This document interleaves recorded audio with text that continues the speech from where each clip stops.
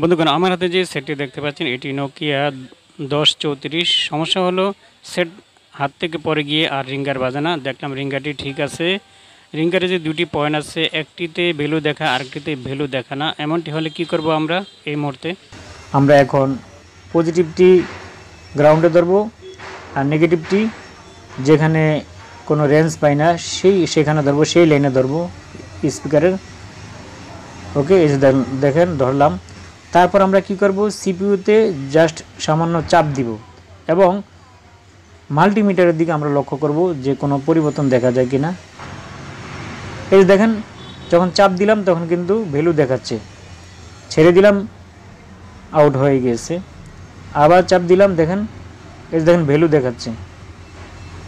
ঠিক আছে, আমি ছেড়ে দিলাম। আমি আবার আপনাদেরকে দেখাচ্ছি। এই যে সিপিইউতে চাপ দিলাম আমরা বৃদ্ধ আঙ্গুল দিয়ে, দেখেন ভ্যালু দেখাচ্ছে।